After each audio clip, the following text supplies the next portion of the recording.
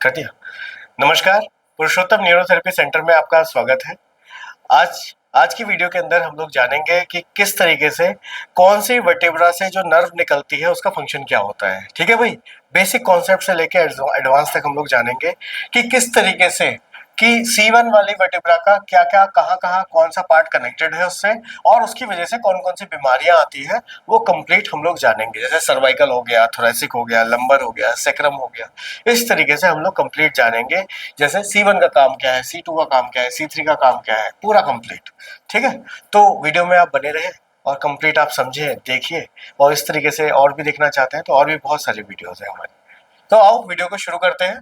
ठीक है, तो सबसे पहले हम लोग देखते हैं कि C1 वाले सर्वाइकल वाले एरिया को पहले हम लोग देखते हैं कि अगर किसी को भी सर्वाइकल एरिया में प्रॉब्लम आ रही है तो वो किस तरीके की प्रॉब्लम हो सकती है और कौन सी नर्व अफेक्ट होगी उससे। ठीक है, तो समझते हैं क्या। सबसे पहले देखते हैं C1 वाली नर्व। अगर किसी भी व्यक्ति की क्या है, C1 वाली अगर नर्व डैमेज है, क्या है, C1 वाली अगर नर्व डैमेज है तो C1 वाली नर्व का काम क्या होता है, areas and parts of body, कौन कौन से पार्ट्स से वो कनेक्टेड है C1 वाली जो नर्व है। तो ये क्या है, ब्लड सप्लाई कहाँ करती है, हेड में करती है। सबसे पहला काम क्या है, हेड में ये ब्लड सप्लाई करती है, पिट्यूटरी ग्लैंड को ये कंट्रोल करती है एक तरीके से। स्कैल्प में, स्कैल्प का मतलब क्या है, ऊपर वाली जो लेयर है इसको, bone bone of the face, brain, inner and middle ear और सिंपैथेटिक नर्वस सिस्टम। ठीक है, इसको ये क्या करती है, कंट्रोल कर रही है। कौन सी, C1 वाली नर्व। अगर C1 वाली नर्व डैमेज होती है तो कौन कौन सी बीमारियां हो सकती है पॉसिबल। तो पहली बीमारी कौन सी हो सकती है, हेडेक। ठीक है, सिर में दर्द हो सकता है, नमनेस हो सकती है, इंसोम्निया हो सकती है। ठीक है, head colds, high blood pressure, migraine, फिर से वही हेडेक ही आ गया, nervous breakdown, amnesia, chronic tiredness, dizziness. इसमें एक चीज सबसे ज्यादा ध्यान रखेंगे, सर में दर्द अगर किसी को भी हो रहा है तो हम लोग C1 से रिलेट करेंगे। C1 को आप मैनिपुलेट कर दीजिए, सिर का दर्द अगर इसकी वजह से हो रहा है तो वो ठीक हो जाएगा। ठीक है, चलो अब देखिए, बात समझ में आई, C1 वाली बात समझ में आई कि नहीं आई। इसके बाद हम आते हैं C2 की तरफ। अब C2 कहाँ कर रही है, eyes, optic nerve, auditory nerve. देख रहे हैं आप किस किस से कनेक्टेड है C2 नर्व, ऑप्टिक नर्व से भी, ऑडिटरी नर्व से भी, साइनस से, मेस्टॉइड बोन, टंग, फोरहेड, सर माथा वाला हिस्सा। ठीक है, अब इससे बीमारी कौन सी आएगी, साइनस की प्रॉब्लम आ रही है, एलर्जीज आ रही है, पेन अराउंड द आईज आ रही है। ठीक है, कान में दर्द आ रहा है, अब बात नहीं कर पा रहे हैं प्रॉपर, फेंटिंग स्पेल। ठीक है, और कई केसेस में कैसा हो जाता है, ब्लाइंडनेस भी आ जाता है। क्रॉस्ड आईज, क्रॉस्ड आईज का मतलब क्या है, भेंगी आंखें हो जाती है, नहीं हो जाती है। ठीक है, वैसी अगर आंखें हो जाती है, और क्या हो जाती है, डेफनेस हो जाती है, कानों में बिल्कुल, कानों से आवाज ही नहीं आ रही है। समझ में आ रहा है कि नहीं आ रहा है।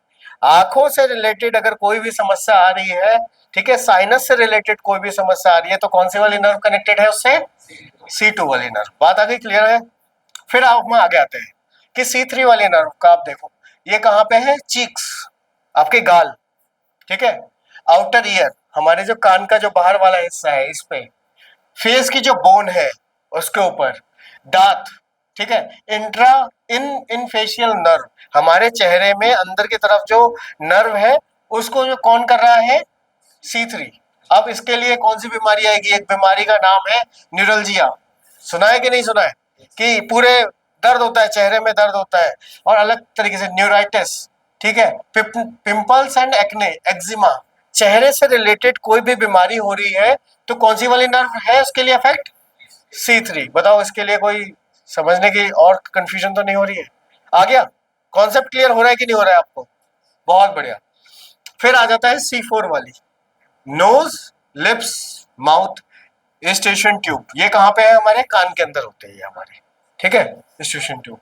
ठीक है, अब इसके लिए क्या होता है, हे फीवर, बुखार आ जाता है, रनिंग नोज हो जाता है, हेयरिंग लॉस हो जाता है, और क्या होता है, एडिनॉइड्स होते हैं। एक तरीके की बीमारी है, हम लोग ज्यादा डीप में नहीं जा रहे हैं।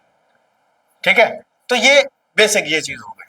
फिर हम आते हैं C5। अब देखो यहाँ पे बड़ा इंटरेस्टिंग आएगा, वोकल कॉर्ड्स। ठीक है, आपकी जो वोकल्स है, जो आवाज, मेरी भी जो आवाज आ रही है, ये कहाँ से आ रही है, वोकल कॉर्ड से। अगर किसी की C5 वाली नर्व अगर बहुत ज्यादा डैमेज है तो आवाज क्या होगा, आवाज भी अफेक्ट हो जाएगी। देखा है ऐसे लोगों को, देखा है, गर्दन में दर्द है, बोला भी नहीं जा रहा उनसे। अगर बोला नहीं जा रहा है तो फिर कौन सी वाली नर्व डैमेज होगी? C5। अब नेक के अंदर जितने भी ग्लैंड्स हैं वो कौन से हैं? ठीक है, और C5 वाली नर्व से कनेक्टेड है। अब यहाँ पे आ गया फेरिंग्स। ठीक है, एक आता है लैरिंग्स, एक आता है फेरिंग्स। ठीक है, फेरिंग्स वाला पार्ट भी किससे कनेक्टेड है? C5। बोले खाना ना निगला नहीं जाता है, खाने को हम डकार नहीं ले पा रहे हैं, अंदर की तरफ जा नहीं रहा है। बोले कब से हुआ है? बोले सर्वाइकल जब से हुआ है ना तब से ये सारे सिम्टम्स आ रहे हैं। देखना आप कि सर्वाइकल की वजह से कौन सा वाला पार्ट उसका डैमेज हुआ है। ठीक है भाई। अब यहाँ पे देखो लेरेंजाइटिस, होर्सनेस। होर्सनेस का मतलब क्या हो गया? यहाँ पे आवाज कैसी हो जाएगी? बहुत ज्यादा कर्कश हो जाएगी। सही है। थ्रोट की कंडीशन सच है सोर थ्रोट और जेनुसी। ठीक है, गले में कैसी आ जाएगी? सूजन आ जाएगी, बहुत ज्यादा गले में स्वेलिंग आ जाएगी। और वो क्या होगा? गर्दन घुमा भी नहीं पाएगा और दर्द भी आ रहा है। बात समझ में आई कि नहीं आई? और ये किसकी वजह से हो रहा है? C5 की वजह से। ठीक है, उसके बाद अब हम आते हैं C6। C6 में हमारे कैसा हो जाएगा? नेक की जो मसल्स हैं, अब मान लो C6 वाली डैमेज हुई है तो नेक की मसल कैसी हो जाएगी? टाइट हो जाएगी। अब बोले सर हम गर्दन ना घुमा नहीं पा रहे हैं, अब बताओ कि कौन सी वाली नर्व डैमेज हो रही है आपकी? किस पे दबाव पड़ गया ज्यादा? C6 वाली, उसकी वजह से क्या हो गया है? गर्दन घूम ही नहीं रही है। बोले ना गर्दन ऐसे करके घुमा पा रहा हूं। ठीक है, मसल्स को ही इसने क्या कर दिया? स्टिफ कर दिया। आप रात में सो रहे थे, अचानक झटका लगा, झटके लगने की वजह से C6 वाली नर्व क्या हुई? हाइपर हो गई। अब ये क्या करती है? बॉडी रिकवर कर जाती है, थोड़ा बहुत है तो फिर गर्दन स्टिफ रहेगी, एक दो दिन स्टिफ रहेगी, बाद में वो ठीक हो जाती है। ऐसे ही होता है, ऐसे ही होता है। आप लोग भी ऐसे ही देखते हैं, ऐसा होता है कि नहीं होता है? बहुत अच्छे। फिर हमारा क्या है? Shoulders, tonsils. अब इसमें देखो वही चीज बताइए अभी जो बताई थी, stiff neck, pain in the upper arm, shoulder के जो ऊपर वाले जो भाग है यहाँ पे दर्द रहेगा आपको। ठीक है, टॉन्सिलाइटिस, क्रॉनिक कफ। ठीक है, अब देखो यहाँ पे पेशेंट आपके पास आया, वो आपसे कहता है कि सर ना मेरी गर्दन में ना स्टिफनेस बहुत ज्यादा है, शोल्डर में ना स्टिफनेस बहुत ज्यादा है, शोल्डर में हल्का दर्द भी रहता है। तो आपको समझ में आ जाएगा बिना पढ़े बिना कुछ करे कि उसको दिक्कत कहाँ हो रही है? C6 वाले में। अब उसने कहा कि ना इसके साथ साथ ना मेरी आवाज में भी फर्क आ रहा है। ठीक है, मेरे गले में भी स्वेलिंग आ रही है, तो हमें ये भी समझ में आएगा तो C5 वाली भी नर्व हमारी डैमेज हो गई है। बोले बात करने में दिक्कत आ रही है तो C5 वाले नर्व हमारी डैमेज हो रही है। आया कॉन्सेप्ट समझ में आ रहा है कि नहीं आ रहा है? बहुत अच्छे। अब यहाँ पे आ जाओ C7 वाले में, तो क्या हो गया? Thyroid gland. ठीक है, अब ये क्या है? वर्सा इन द शोल्डर। वर्सा का मतलब क्या होता है कि ऐसे करके आप समझिए कि एक कैप्सूल की तरह बनने लगता है, लिक्विड इकट्ठा होने लगता है और वही क्या हो जाता है? हमारी शोल्डर के मूवमेंट होने नहीं देता है, जेल की तरह इकट्ठा होकर और वो हार्ड बन जाता है। ठीक है, आप किसी के शोल्डर के यहाँ पे आप टच करोगे तो बहुत ज्यादा दर्द रहेगा और वो क्या होगा? आपको फील होगा कि एक जेल लाइक स्ट्रक्चर है, उसको हमें क्लॉकवाइज करके खत्म करना होता है। ठीक है, अब इसी को हम लोग क्या बोलते हैं? Bursitis, colds, thyroid conditions. Thyroid condition का मतलब क्या हो गया? थायराइड ऊपर नीचे हो सकता है, किसकी वजह से? C7। अच्छा, अब मेरे को ऐसे करके मैं तुम्हें कनेक्ट करके दिखाता हूँ। अच्छा, लेडीजों को क्या हो रहा है? अभी थायराइड हो रहा है। लेडीजों को क्या हो रहा है? अगर सर्वाइकल की समस्या हो रही है, और लेडीजों को अक्सर तुम देखोगे कौन से वाले एरिया में दिक्कत आती है सबसे ज्यादा? यही वाले C7 वाले एरिया में ही दिक्कत आती है। तो बताओ जाने अनजाने में थायराइड ग्लैंड गड़बड़ कहाँ से शुरुआत हो गई है? यहाँ से। जड़ आपको पकड़नी पड़ेगी कि जड़ कहाँ है। क्या वो डाइजेस्टिव सिस्टम उसका जड़ है? क्या वो उसकी गर्दन उसका जड़ है? बात आई कि नहीं आई? समझ में आई? कॉन्सेप्ट समझ में आया कि नहीं आया आप लोगों को? रूट में बता रहा हूँ आपको, व्हाट आर द रूट्स। ये रूट्स हैं, बेसिक है ये। ठीक है, तो लेडीजों को जो समस्या आ रही है सबसे ज्यादा वो किसकी वजह से आ रही है? C7 वाली नर्व डैमेज हो रही है और इसी डैमेज की वजह से आपको थायराइड भी हो जा रही है। और हम ये क्या कह रहे हैं कि पता ही नहीं कि क्या हो रहा है, थायराइड हुआ क्यों हमें नहीं पता। लेकिन आप उनसे पूछ के देखना कि आपके गर्दन में दर्द है, और गर्दन में जब दर्द बताए तो एक धीमी से स्माइल करिएगा कि वही है, वही चीज है बिल्कुल। ठीक है, गर्दन का ट्रीटमेंट करेंगे, गर्दन को फ्री करेंगे तो कहीं ना कहीं थायराइड ग्लैंड में भी फर्क आएगा और कहीं ना कहीं जो थायराइड की समस्या है उसमें भी सुधार आएगा ही आएगा। अच्छा बताओ कि इसमें दवाई क्या करेगी? कुछ करेगी दवाई? ठीक है, आ गया यहाँ तक कॉन्सेप्ट समझ में आया? यहाँ तक किसी को भी कोई भी डाउट है? कोई भी डाउट है आप लोगों को? कोई भी डाउट है? ठीक है, नेक्स्ट उस पर चलते हैं हम लोग कि अब हम लोग थोरेसिक में आते हैं। कि थोरेसिक वाले अगर नर्व हमारी डैमेज होती है तो किस तरीके की बीमारी होगी, और थोरेसिक वाली नर्व कौन कौन से बॉडी पार्ट से कनेक्टेड है। ठीक है भाई। तो T1 पे हम लोग आते हैं। T1 क्या है? Arms from the elbow down. ठीक है। अब यहाँ पे क्या है, एल्बो से नीचे वाला जो हिस्सा है, including hands, wrist, fingers, oesophagus and trachea, ये सारे पार्ट में कौन कवर कर रहा है? T1 कवर कर रहा है। अच्छा, कोई अगर आपसे कहता है कि ना मेरे हाथों में ना नमनेस आ रही है, मेरे हाथों में ना दर्द जा रहा है, तो अब आप समझ रहे हैं कि T1 भी कहीं ना कहीं अफेक्टेड है उसकी वजह से, उसी की वजह से ये हाथों में और उंगलियों में नमनेस आ रही है। इसकी वजह से कौन सी बीमारी हो सकती है? Asthma, cough, breathing difficulty. अब shortness of breath, shortness of breath का मतलब क्या है? सांस आप ले तो रहे हैं लेकिन सांस, गहरी सांस नहीं लेता व्यक्ति। सांस कैसे ले रहे हैं? उथली सांसें हैं, बार बार सांस लेगा। ठीक है। Pain in the lower arms and the heads, हाथों के निचले वाले हिस्से में दर्द आएगा, हाथों में भी दर्द आएगा। सही है कि नहीं सही है? अब हम आते हैं T2 वाली कंडीशन। T2 वाली कंडीशन में क्या होता है? कौन सा पार्ट से ये कनेक्ट करता है? हार्ट से, और ये वेल्व में भी कनेक्ट कर रहा है, कवरिंग द कोरोनरी आर्टरीज को कनेक्ट कर रहा है। ठीक है। और ये क्या करता है? Functional heart condition and certain chest conditions. ठीक है। इसमें क्या है कि अगर T2 में समस्या आएगी तो फिर कहाँ पे आएगी दिक्कत? आपके हार्ट में इशू आएगा ही आएगा। ठीक है। तो इसमें हमें ये भी चेक करना है, किसी को भी अगर हार्ट का इशू आ रहा है, कि भाई उसकी ये वाली नर्व में कहीं दिक्कत तो नहीं है। अगर मान लो कि किसी के यहाँ पे चोट लगी तो इसकी वजह से हार्ट में बीमारी आ सकती है कि नहीं आ सकती है? बताइए। आ सकती है ना? ठीक है। कोलेस्ट्रॉल तो एक कारण है ही है।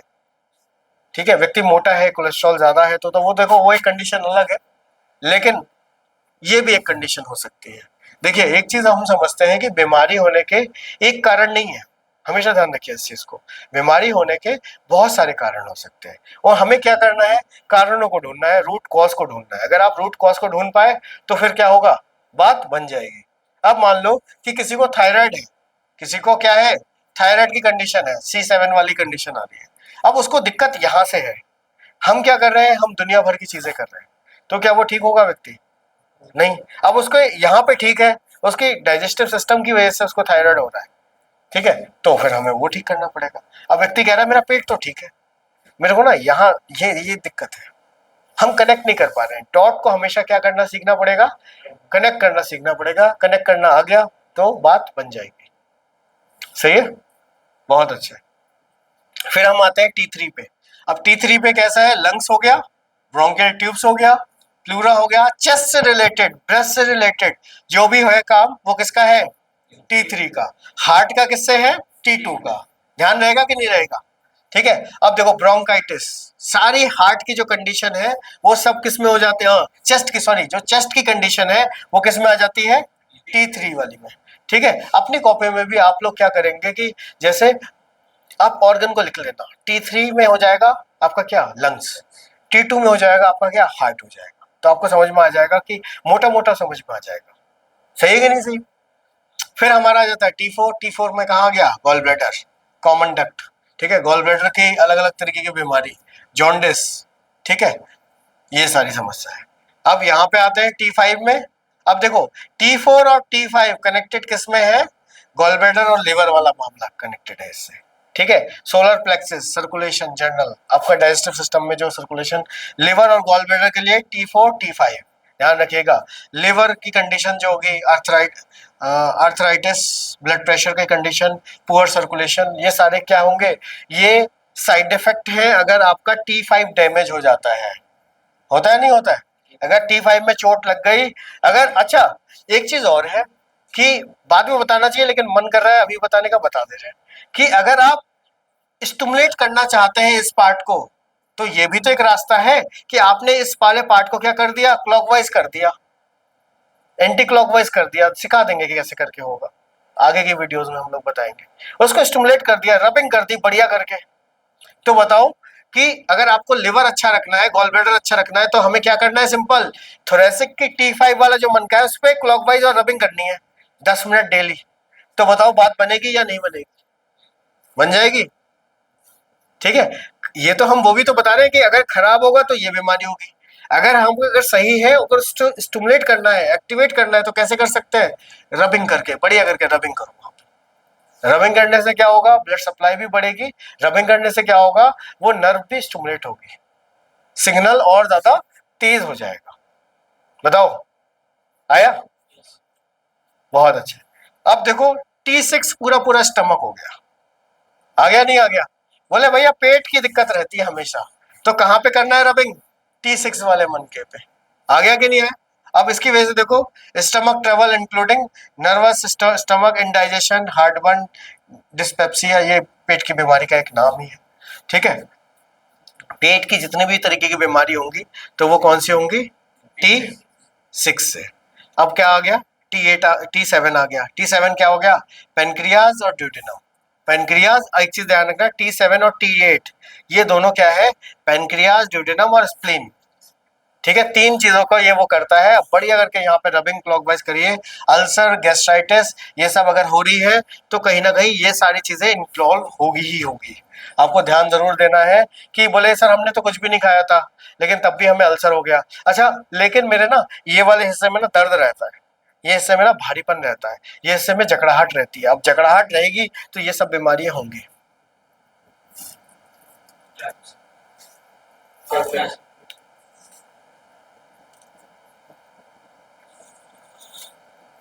सही है? ठीक है, तो हमें क्या ध्यान रखना है? T7 और T8। अगर आप चाहते हैं कि मेरा पेनक्रियाज अच्छे रहे, मेरी ड्यूडेनम अच्छी रहे, मेरी स्प्लीन अच्छी रहे, तो आप क्या करेंगे? इसमें रबिंग करेंगे। बोले किसी को शुगर है तो फिर सर कर सकते हैं क्या? बिल्कुल आप कर सकते हैं। उसको देखो, शुगर वालों को दर्द होगा, यहाँ पे क्या होगा? दर्द होगा। T7 T8 पे बढ़िया दर्द होगा, ये वाले एरिया में उसको पेन फील होगा। ठीक है, अगर एक चीज और देखना आप कि अगर किसी को डायग्नोस करना है, चेक करना है कि भैया पेट ठीक है कि नहीं ठीक है, आपने देखा क्लॉकवाइज करा T6 पे और उसको क्या हुआ? दर्द होने लगा, तो उसका मतलब क्या है? पेट सही है या गड़बड़ है? गड़बड़ है। ठीक है, तो ये भी तरीका है। सही है कि नहीं सही है? बात समझ में आई? उसके बाद हम लोग आते हैं T9 पे, एड्रेनल ग्लैंड और सुप्रा एड्रेनल ग्लैंड। ठीक है, एलर्जीज, और एलर्जीज के लिए हम कर सकते हैं T9 वाला। देखो T10 T11 ये आपका किस में आ जाता है? किडनी के फंक्शन में, किडनी के लिए सब चीजें आ जाती है। ठीक है, किडनी से रिलेटेड जो भी समस्या आएगी, अगर T10 और T11 वाले में अगर समस्या है तो किडनी की समस्या आनी ही है, निश्चित है। आप लिख के ले लीजिएगा। सही है कि नहीं सही है? बात समझ में आई कि नहीं आई? ठीक है, अगर किसी को भी किडनी की समस्या आ रही है तो फिर वो क्या देखेंगे? हम वहां पे क्या करेंगे? T10 और T11। बात आई कि नहीं आई? कोई क्वेश्चन है आप लोगों का? चलो अभी देखते हैं, लास्ट में देखते हैं। फिर उसके बाद आ जाता है T12। T12 में क्या है? स्मॉल इंटेस्टाइन और लिम्फ का सर्कुलेशन। किसके लिए है? T12 के लिए। ठीक है, rheumatism, gas pain, certain type of sterility. Sterility का मतलब क्या है? बांझपन। ठीक है, अगर ये चीजें यहाँ पे T12 वाले में गड़बड़ी आ गई है तो कुछ बांझपन वाली बीमारियां भी आ सकती है, स्टेराइल हो सकते हैं। स्टेराइल का मतलब क्या होता है? ऐसा चीज जो बिल्कुल बिल्कुल ही साफ हो। ठीक है, ह्यूमन अगर स्टेराइल हो गया उसका मतलब क्या हो गया? वो बाज हो गया, वो केपेबल नहीं है रिप्रोडक्शन करने के लिए। सही है कि नहीं सही है?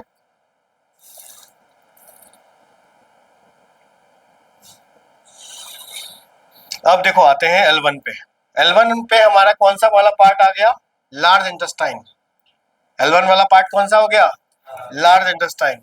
कॉन्स्टिपेशन, कोलाइटिस, डाइसेंट्री, डायरिया, ये सारी चीजें।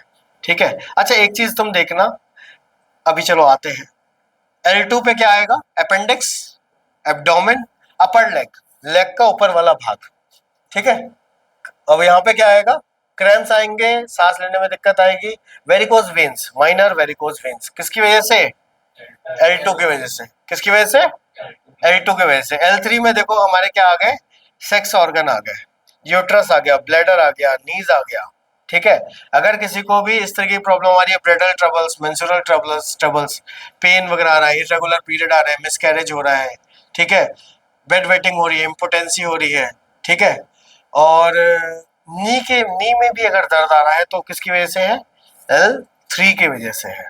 ठीक है, L4 में देखेंगे prostate gland, muscles of the lower back, sciatica nerve, sciatic nerve, ठीक है, सिएटिका, ठीक है, और डिफिकल्टी पेन वगैरह होगा, फ्रिक्वेंट यूरिनेशन होगा, कमर में दर्द आएगा, ठीक है। L5 अगर होता है तो लोअर लेग में पेन जाता है, एंकल्स में पेन जाता है, पैरों के तलवों में दर्द जाता है, और पैरों में ब्लड सर्कुलेशन हल्का हो जाएगा। एड़ियाँ कैसी हो जाएंगी, फूल जाएंगी, एड़ियाँ कमजोर हो जाएंगी, दर्द होगा, पैरों में ठंडापन ज्यादा बढ़ जाएगा, कमजोरी आ जाएगी, क्रैम्प्स बहुत ज्यादा आएंगे। ये किसकी वजह से है? L5 की वजह से, ठीक है, नहीं ठीक है, ठीक है। ध्यान रखिएगा, चीजें क्या है, बार बार हमें रिवाइज करना पड़ेगा, बार बार आपको एक नोट्स बनाना पड़ेगा जिसको आप बार बार उसको क्या करें, रिवाइज करें।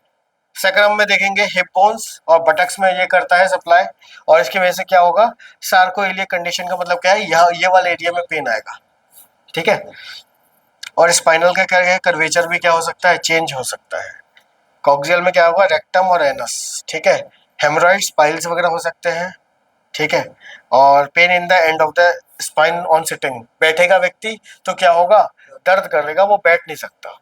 तो अभी हम लोगों ने क्या देखा, कुछ कंडीशंस देखी कि अगर ये वाली नर्व अगर स्टिमुलेट करते हैं तो ये वाला पार्ट ऑर्गन एक्टिवेट होता है, अगर ये वाली नर्व डैमेज होती है तो कौन सी बीमारी भी होगी, ये भी देखा। तो हमें क्या करना है, हम जस्ट उसका रिवर्स कर देंगे। क्या करेंगे कि ये वाले पार्ट में अगर मान लो कि तुम्हें स्टमक की बीमारी है, तुम्हें किसकी बीमारी है, स्टमक की बीमारी है, तो तुम्हें क्या स्टिमुलेट करना है, T6 को स्टिमुलेट करना है, रबिंग करनी है बढ़िया करके, ठीक है। आप रबिंग करेंगे तो आप देखेंगे कि बॉडी बहुत ही अच्छा फील करिए। एक काम और कर सकते हैं, डेली सुबह 10 से 15 मिनट अपने जितने भी मन के हैं, एक एक मिनट सब पे रबिंग करवा लिया, तो बताओ पूरा आपका नर्वस सिस्टम, पूरा आपका बॉडी स्टिमुलेट हो जाएगी कि नहीं हो जाएगी, कुछ बचेगा, नहीं बचेगा, ठीक है। देखिए ये वाला आज की वीडियो में बस इतना ही। अगर इस तरीके की और भी वीडियो आप देखना चाहते हैं तो चैनल में और बहुत सारी वीडियोस हैं, और अगर आपको वीडियो अच्छी लग रही है चैनल को लाइक करिए, शेयर करिए, सब्सक्राइब करिए। एक चीज़ और है, अगर आप बोन सेटिंग का कोर्स करना चाहते हैं तो नीचे डिस्क्रिप्शन में डिटेल है, वो सारी चीज़ें आप देखिए। अगर आप करना चाहते हैं तो लिंक है उसमें, उसको लिंक को क्लिक करके आप ज्वाइन कर सकते हैं। धन्यवाद।